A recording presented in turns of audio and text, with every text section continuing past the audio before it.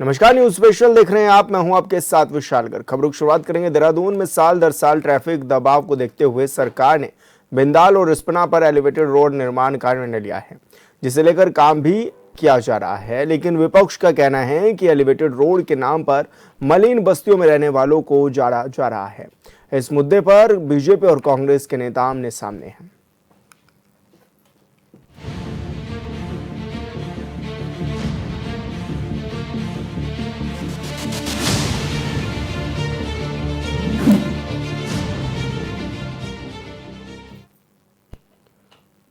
उत्तरकाशी के धराली में पिछले महीने 5 अगस्त को आई आपदा ने सब कुछ बर्बाद कर दिया, जिसके बाद विशेषज्ञों ने इस बात पर जोर दिया है कि नदियों की विनाश लीला से बचने और नदियों को सूखने से बचाने के लिए उनका अधिकार वापस लौटाना होगा, यानी उनके स्वरूप को लौटाना होगा।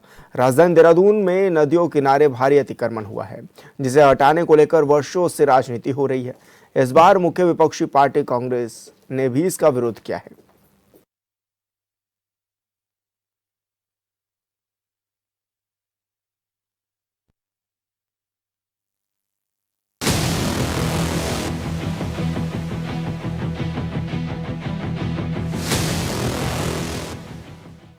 उत्तराखंड की राजधानी देहरादून में 129 चिन्हित मलिन बस्तियां हैं और कई बस्तियां बिंदाल और रिस्पना किनारे बसी हैं, जिसमें हजारों की आबादी है। राजधानी में साल दर साल बढ़ती जनसंख्या और ट्रैफिक दबाव को लेकर बीजेपी की सरकार एलिवेटेड रोड निर्माण की तैयारी कर रही है, जिसका विरोध शुरू हो गया है। मुख्य विपक्षी पार्टी यानी कांग्रेस के नेता का कहना है कि एलिवेटेड रोड के नाम पर मलिन बस्ती में रहने वाले गरीबों को उजाड़ने की तैयारी की जा रही है। जब हमारी सरकार थी, हमारी सरकार के समय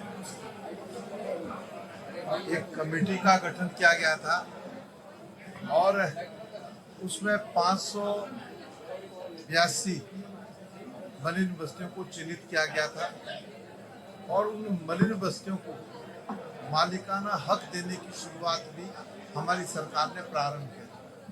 लेकिन उसके बाद मलिन बस्तियों के साथ जिस तरीके से सरकार लगातार घोर उपेक्षा करने का काम कर रही है, मलिन बस्तियों में भय का वातावरण जो बनाने का काम कर रही है, लाल निशान लगा करके लोग आज डरे हुए हैं, सहमे हुए हैं, तो निश्चित रूप से कांग्रेस ने विधानसभा के माध्यम से कानून भी बनाया था कि हम मलिन बस्तियों को मालिकाना हक देने का काम करेंगे। उसको भी जो है सरकार मानने के लिए तैयार नहीं, उसका भी लगातार उल्लंघन हो रहा है। प्रदेश में जो मुख्य विपक्षी दल होने के नाते मलिन बस्तियों को संरक्षित करने के लिए, जैसा भी पूर्व मुख्यमंत्री आदरणीय हरीश राव जी ने कहा, हम सरकार का घेराव करने का भी काम करेंगे। कांग्रेस नेताओं का कहना है कि एलिवेटेड रोड के लिए मलिन बस्तियों को हटाने की पूरी तैयारी कर ली गई है और सैकड़ों मकानों को चिन्हित कर कार्रवाई के लिए लाल निशान लगाए गए हैं, जो गलत है। कांग्रेस का कहना है कि अगर सरकार ने इस पर विचार नहीं किया तो मलिन बस्तियों वालों के साथ कांग्रेस के कार्यकर्ता सड़क पर उतरेंगे और इसे लेकर बड़ा प्रदर्शन किया जाएगा। कांग्रेस नेताओं का कहना है कि कांग्रेस की सरकार ने मालिकाना हक देने का निर्णय लिया था, जिस पर बीजेपी की सरकार ने काम नहीं किया। इस राज्य की माननीय विधानसभा ने सर्वसम्मति से एक विधेयक पारित किया, जो अब कानून है, एक्ट के रूप में है। वो है मलिन बस्तियों को मालिकाना हक देने का। और ये स्थापित सत्य है कि कोई ऑर्डिनेंस विधानसभा द्वारा पारित एक्ट को सरपास नहीं कर सकता है। ऑर्डिनेंस को जो है एक्ट सरपास कर सकता है। यहाँ उल्टी गंगा बहाई जा रही है और ऑर्डिनेंस के नाम पर मालिकाना हक जो मलिन बस्तियों का था उसको अस्थिर किया जा रहा है। हम ये कह रहे हैं कि जो ये लाल डोरे का आतंक नहीं, लाल चिन्ह का आतंक मलिन बस्तियों में व्याप्त है, इसको समाप्त करो और उनको सीधे सीधे जो मालिकाना हक 2016 में उनको विधानसभा ने दिया है, वो मालिकाना हक देने की बात करो। और नहीं करोगे तो कांग्रेस जो है सब सड़कों पर उतरेगी और मलिन बस्तियों के लोगों को साथ लेकर के उतरेगी। इधर कांग्रेस के आरोपों पर बीजेपी ने पलटवार किया है। बीजेपी के विधायक विनोद चमोली ने कहा कि देहरादून में एलिवेटेड रोड का निर्माण से लोगों को जाम से निजात मिलेगी और साथ ही शहर एक अलग स्वरूप में नजर आएगा। इसको लेकर रिस्पना नदी किनारे स्थित बस्तियों को हटाया जाएगा और वहां लाल निशान लगाए गए हैं। भाजपा के विधायक विनोद चमोली ने कहा कि कांग्रेस ने अपने कार्यकाल में बहुत नाले खाले खोदे और वो एक भी मकान को नियमित नहीं किया। विधायक ने हरीश रावत पर जोरदार हमला करते हुए कहा कि हरीश रावत आगे आकर हमारा विरोध करें और धरना प्रदर्शन कर कहें कि एलिवेटेड रोड नहीं बनना चाहिए।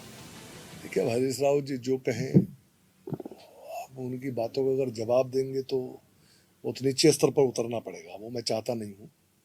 वो प्रदेश के बहुत वरिष्ठ नेता हैं, मुख्यमंत्री रहे हैं और ध्यान में होगा मैं उस समय मेयर था और जब वो अपने मुख्यमंत्री काल में बहुत नाले खाले कूदे हैं उन्होंने। उसके बाद 3 साल तक वो मुख्यमंत्री रहे, उन नाले खालों के लिए क्या उन्होंने किया, कम से कम इसका जवाब लोगों को दे दें। उन्होंने मलिन बस्तियों को नियमितीकरण के नाम पर एक भी मकान को नियमित नहीं कर पाए देहरादून के अंदर। ये उनकी स्थिति रही। एक अधिनियम भी लाए, उसके बावजूद कुछ नहीं हो पाया। तो हरीश रावत जी के जो आरोप हैं, उन आरोपों को बहुत गंभीरता से नहीं लिया जा सकता है। जहाँ तक जिन मकानों पर निशान लगे हैं, अभी एलिवेटेड रोड देहरादून में बनने जा रही है। उन एलिवेटेड रोड्स के कारण कुछ मकान प्रभावित हो रहे हैं, उनको अभी चिन्हित किया गया है और ये 3000 से 4000 के बीच संख्या जाएगी, इसमें कोई दो राय नहीं है। और हमने ये भी कहा है कि जिन लोगों को वहाँ से हटाया जाएगा उनको कहीं ना कहीं बसाया भी जाएगा, उनका विस्थापन होगा, उनकी व्यवस्था की जाएगी। या तो हरीश रावत जी कहते कि देहरादून में कोई एलिवेटेड रोड नहीं बननी चाहिए, ओपन आए ना सामने, क्या दिक्कत है? विरोध करें हमारा कि देहरादून में ट्रैफिक सिस्टम ठीक नहीं होना चाहिए, देहरादून में एलिवेटेड रोड्स नहीं बननी चाहिए, लिंक रोड्स नहीं बननी चाहिए, देहरादून को बेहतर नहीं होना चाहिए, शहर को व्यवस्थित नहीं किया जाना चाहिए, ट्रैफिक ठीक नहीं होना चाहिए।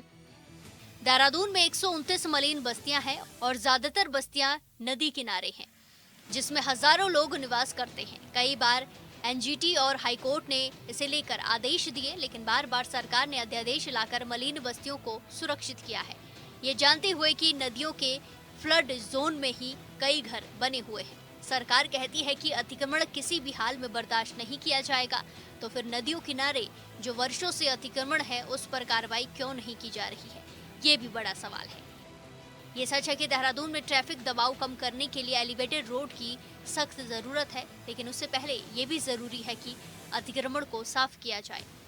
इसके लिए हमने कह दिया है कि एक पूरी तरह से इसमें सेटलमेंट पॉलिसी, एक तो हम सेटलमेंट पॉलिसी लाएंगे, दूसरा एक निर्देश ये भी दिया है कि जो भी हमारे नदी नाले मुहाने या ऐसी ज़मीनें हैं जो उन पर अगर कहीं पर भी अतिक्रमण होगा या कुछ होगा तो जो उस समय के जो लोग वहाँ पर नियुक्त अधिकारी होंगे उनकी जिम्मेदारी और उनका उत्तरदायित्व फिक्स किया जाए। क्या ये राजनीति करने वाले नहीं जानते कि नदियों की विनाश लीला से बचने और नदियों को सूखने से बचाने के लिए उनका अधिकार वापस लौटाना होगा। नदी क्षेत्र का विस्तार उसकी मूल धारा से लेकर वहां तक होता है जहां तक उसका पानी जाता है। इस क्षेत्र में कायदे से कोई निर्माण कार्य नहीं होना चाहिए और अगर अनिवार्य हो तो ध्यान रखना चाहिए कि नदी के स्वाभाविक प्रवाह में अड़चन न आए। लेकिन स्थिति तो यह है कि लोगों ने उन क्षेत्रों पर कब्जा कर लिया है। जाहिर है कि जब कभी भी नदियों में उफान आया तो बड़ी तबाही तय है। देहरादून से योगेश आर्य की रिपोर्ट।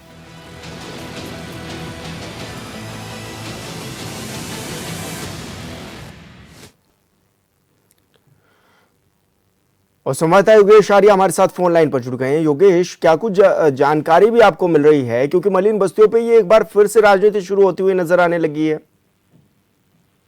देखिए विशाल, जिस तरह से मलिन बस्तियों को लेकर के फिर एक बार राजनीति गर्मा गई है, आमने सामने एक दूसरे पर आरोप लगाए जा रहे हैं। लेकिन अगर सीधे तौर पर देखा जाए तो जिम्मेदार इस पर दोनों ही पार्टी हैं। चाहे भाजपा की बात हो चाहे कांग्रेस की बात हो, दोनों ही सरकार जब जब सत्ता में आई है तब जो है इन कुछ समय में भी जो है यहाँ पर लोगों ने बसने का काम किया है, अतिक्रमण का काम किया है। लेकिन अब जिस तरह से एनजीटी और लगातार हाईकोर्ट जो है इनको हटाने के निर्देश दिए जा रहे हैं और अब एलिवेटेड रोड यहाँ बनाने का काम होगा, तो उस पर जो है कांग्रेस ने सीधे तौर पर आरोप लगाते हुए कहा कि लोगों को उजाड़ने का काम जो है वो सरकार करने जा रही है।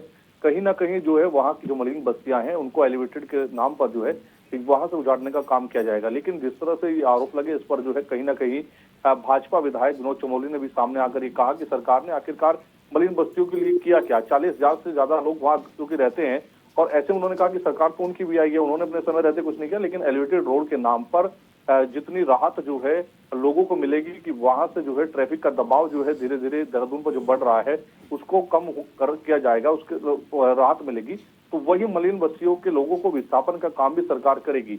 तो निश्चित तौर पर, क्योंकि हमने अभी देखा कि उत्तराखंड के अंदर कई अलग अलग इलाकों में जो है जिस तरह से बादल फटने की घटनाएं सामने आई, तो जो सूखे नदियां थी उन्होंने अपना स्वरूप लिया है।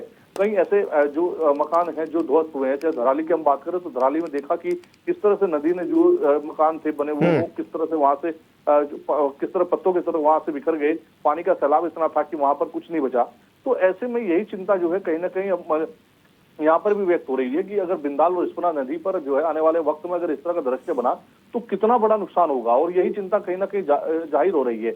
लेकिन इसको लेकर के ना तो कोई कदम उठाया जा रहा है, चाहे भले ही एनजीटी लगातार कह रही हो, चाहे सुप्रीम कोर्ट लगातार जो है इसके लिए हाईकोर्ट इसके लिए लगातार कह रहे हो, लेकिन उसके बावजूद भी जो है चिन्हीकरण की कार्रवाई हुई, निशान जो है वो निशानदेही की कार्रवाई हुई, लेकिन कार्रवाई आगे नहीं बढ़ी। एलिवेटेड के नाम पर जो है कहा जा रहा है कि यहाँ पर जो है जल्द ही जो है विस्थापन भी होगा, इनको यहाँ से हटाया जाएगा, लेकिन अब वो कब होगा ये तो देखने वाली बात होगी। लेकिन लगातार इस रिस्पना और बिंदाल जो है दोनों नदियां जो है राजनीति का केंद्र बनती जा रही हैं, वहां पर दोनों ही पार्टी एक दूसरे पर आरोप लगाते हुए लगातार जो है बयानबाजी कर रही हैं। अभी कितनी बड़ी संख्या में यहाँ पर लोग बसे हुए हैं योगेश? देखिए, अगर यहाँ की अगर लोगों की हम बात करें तो क्योंकि 129 के आसपास जो है ये बस्तियां हैं, और ऐसे में ये जो है लोग यहाँ पर अगर 40,000 से अधिक यहाँ पर लोग रहते हैं, 2600 के करीब जो मकान है वो रोड की जद में आ रहे हैं, तो निश्चित तौर पर जो कांग्रेस कह रही है कि हम मलिन बस्तियों के साथ खड़े हैं और हम उनको उजड़ने का काम नहीं देंगे, लेकिन अब देखिए कि कितनी बड़ी संख्या में लोग यहाँ रहते हैं, 129 मलिन बस्तियां हैं और 40,000 से अधिक लोग रहते हैं, और ऐसे में अगर किसी प्रकार की कोई नदी अपना स्वरूप लेने के लिए अगर आने वाले वक्त में कुछ हुआ तो निश्चित तौर पर बड़ी त्रासदी यहाँ पर देखने को मिल सकती है। यही चिंता लगातार जो है हाईकोर्ट एनजीटी जो है जता रहे हैं, लेकिन इस पर होता हुआ कुछ नजर नहीं आ रहा है। केवल बयानबाजी के अलावा दोनों ही पार्टी के लोग एक दूसरे पर बयानबाजी कर रहे हैं, जो कि समय समय पर सामने आ रही है। जी, लेकिन एनजीटी ने भी कई बार ये कहा है और हाईकोर्ट ने भी इसको लेकर चिंता जताई है, तो फिर क्यों राज्य सरकार बार बार अध्यादेश लेकर के आ रही है? क्यों इन लोगों को बसाने पर फोकस नहीं किया जा रहा है? देखिए, अगर इस पूरे मामले को विशाल हम समझे तो क्योंकि ये मामला ना तो बिंदाल और एलिवेटेड रोड का मामला तो है ही, इसके अलावा अगर हम इसको देखें तो कहीं ना कहीं ये वोट बैंक की राजनीति भी जो है कहीं ना कहीं नजर आती है, क्योंकि जब जब मामला उठता है, जब जब ये कहा जाता है कि बड़ी कार्रवाई होगी, तो निश्चित तौर पर कहीं ना कहीं अध्यादेश लाकर इनको बसाने की बात जो है वो सामने आ जाती है।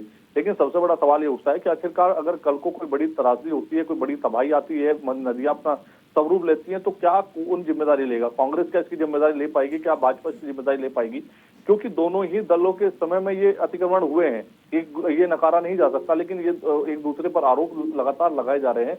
लेकिन अब देखना ये है कि आखिरकार इनकी चिंता कौन करता है, इनको यहाँ से विस्थापन की बात हो या फिर इनको यहाँ से हटाने की बात हो, या कैसे इनको यहाँ से विस्थापित किया जाएगा एलिवेटेड रोड बनाने से पहले, क्योंकि जो है एलिवेटेड रोड का काम भी होना है, इनको यहाँ से विस्थापित भी करना है, और वो भी काम करना है जो हाईकोर्ट और एनजीटी लगातार कह रहे हैं कि यहाँ से इनको हटाइए, क्योंकि आने वाले वक्त में ये खतरे की जद में है, फ्लड जोन में है। अगर जोन में इस तरह के आने वाले वक्त में कुछ हुआ तो निश्चित तौर पर जो है बड़ी नुकसान जो है वो कहीं ना कहीं होगा, और उसकी जो है न जवाबदेही जो है दे पाएगा कोई, न जवाबदेही कोई तय कर पाएगा।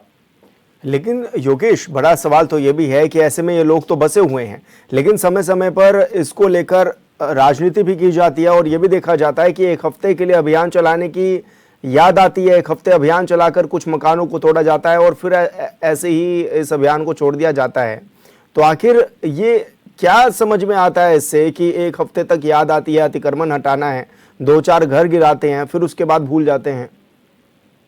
देखिए, बिल्कुल ये कहीं ना कहीं जो है सिर्फ कार्रवाई के नाम पर खाना पूर्ति इसको कहा जा सकता है, क्योंकि अगर इस तरह से हम देखते हैं कि तस्वीरें आती हैं कि वहां पर जाकर के निशानदेही करना, लोगों को ये कह देना कि यहाँ पर जो है आपके मकान जो अतिक्रमण में है इनको हटाया जाएगा, उसके बाद जो है इस पर कोई कार्रवाई नहीं होती है, तो कहीं ना कहीं वोट बैंक की राजनीति को कहा जा सकता है। और इस तरह के आरोप भी लगातार समय समय पर जो है वो चाहे पर्यावरणविद हों, चाहे अन्य लोग हों पर्यावरण से जुड़े, वो भी लगातार लगाते आए हैं, क्योंकि वो चाहते हैं कि नदियों को संरक्षित किया जाए। नदियों के संरक्षण के लिए लगातार अभियान हमने देखे हैं, सड़कों पर लोग उतरते हैं, लगातार मांग करते हैं कि संरक्षित किया जाए। लेकिन जिस तरह से यहाँ पर देखने को मिल रहा है कि एनजीटी के हाईकोर्ट के आदेश के बावजूद भी कोई कार्रवाई नहीं हो पा रही है, तो कहीं ना कहीं इसको वोट बैंक से जोड़कर देखा जा सकता है। अब देखना यही है कि आखिरकार इस पर कार्रवाई, क्योंकि इतना आसान भी नहीं है कि लोगों को वहां से हटाना, क्योंकि लंबे समय से बसे हुए हैं। तो कहीं ना कहीं जो भी सरकार इसके लिए कदम उठाएगी, अगर आज भाजपा की सरकार है अगर इस तरह कदम उठाती है तो उनको लगता है कि आने वाले वक्त में उनकी वोट बैंक पर असर पड़ सकता है, चुनाव पर असर पड़ सकता है। तो कहीं ना कहीं इस वजह से भी जो है ये देखने को मिलता है कि कार्रवाई नहीं हो पाती बड़ी। लेकिन अब तो खुद मुख्यमंत्री कह रहे हैं कि हमें इस तरह से देखना होगा कि जो नदियों में बसे हुए लोगों को किस तरह से विस्थापित किया जाए, और अगर ऐसा अतिक्रमण कहीं होता है उस वक्त के अधिकारियों के खिलाफ कार्रवाई करनी होगी जिनके समय में ऐसा हुआ है। तो जब इस तरह की जवाबदेही की बात हो रही है तो अब ये भी देखना होगा कि आने वाले वक्त में इन दोनों नदियों पर जो अतिक्रमण हुआ है उसे हटाने के लिए, एलिवेटेड रोड के लिए किस तरह से सरकार नए कदम उठाती है। बिल्कुल योगेश, बहुत शुक्रिया आपका तमाम जानकारी साझा करने के लिए। का राजधानी देहरादून में नदियों के किनारे भारी अतिक्रमण है, जिसे हटाने को लेकर लगातार पक्ष और विपक्ष के बीच जुबानी जंग जारी है।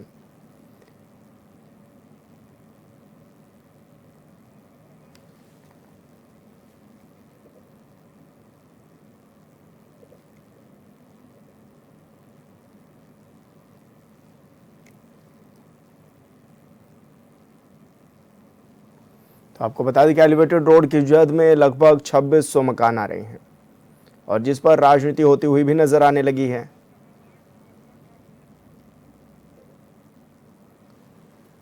और प्रमोद कपरवान जी हमारे साथ जुड़ गए हैं, प्रवक्ता हैं कांग्रेस से। प्रमोद जी, बहुत स्वागत है आपका चैनल पर।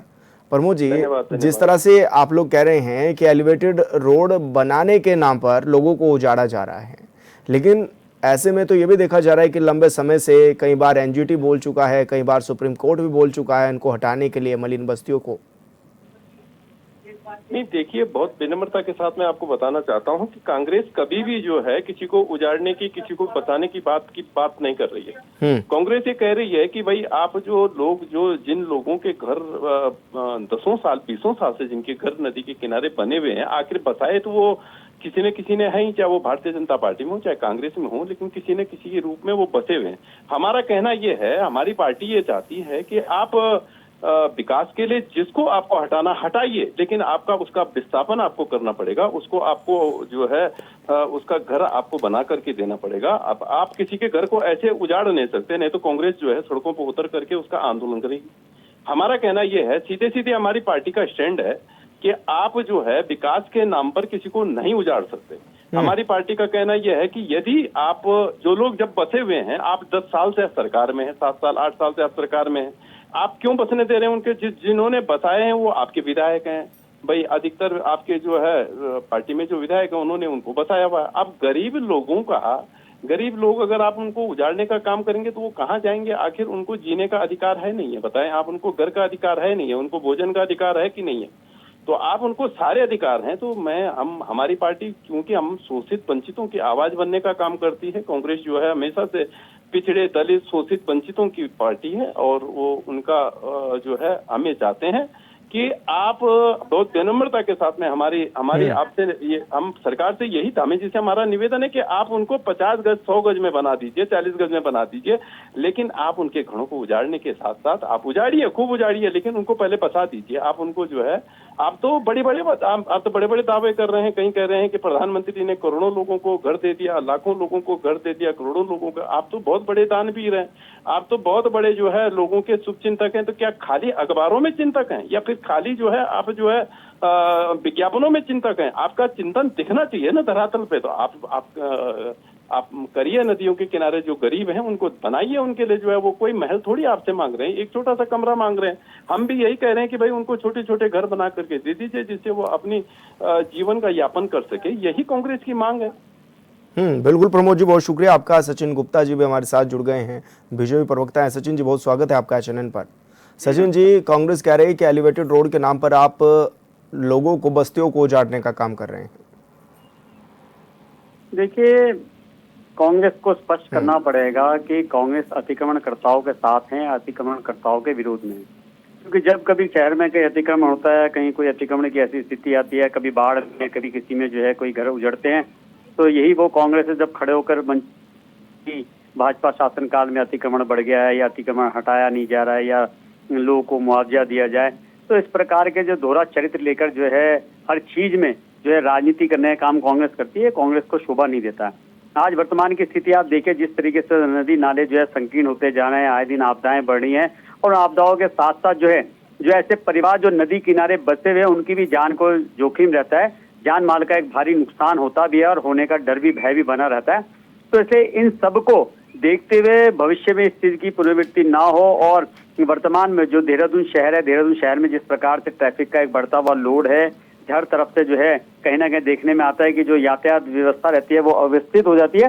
तो उसके लिए विकास भी जरूरी है, तो इसके लिए सरकार प्रयास कर रही है और उसकी सराहना होनी चाहिए। एलिवेटेड रोड बनने से जो है निश्चित रूप से शहर के अंदर का दबाव कम होगा और यातायात सुगम होगा और शहर के लाखों लोगों को जो है इसका लाभ मिलेगा। तो निश्चित रूप से जो लोग वहां पर उजड़ेंगे उनको विस्थापित करने के लिए, योजना बनाने के लिए, उनके कोई ना कोई उनके लिए मुआवजा तय करने के लिए सरकार प्रतिबद्ध है और सरकार उनके लिए कोई ना कोई अच्छा रास्ता देख भी रही है। तो इसलिए कांग्रेस के लोगों से मेरा निवेदन है, उनको डराए नहीं, उनको बहकाए नहीं, उनको सहयोग करे, और जो ये अतिक्रमण के रूप में जो आपने बसाने का काम जो शहर के अंदर किया, बस्तियों में किया है, केवल अपनी वोटों की राजनीति चमकाने के लिए इस प्रकार के कृत्य ना करे। भारतीय जनता पार्टी और भारतीय जनता पार्टी का एक एक कार्यकर्ता जो है अपने बस्ती के, अपने आम लोगों के, गरीब लोगों के साथ खड़ा है, था है और रहेगा। इसलिए निश्चिंत है, उनका कुछ नुकसान जो है भारतीय जनता पार्टी के शासनकाल में नहीं होगा। हम लोग बसाने का काम करते हैं, उजाड़ने का काम नहीं करेंगे, लेकिन जहां भी विकास के लिए आवश्यकता पड़ेगी वहां उनका सहयोग लेके जो आगे बढ़ने का काम जो है भारतीय जनता पार्टी और भारतीय जनता पार्टी सरकार करेगी। बिल्कुल सचिन जी, बहुत शुक्रिया आपका।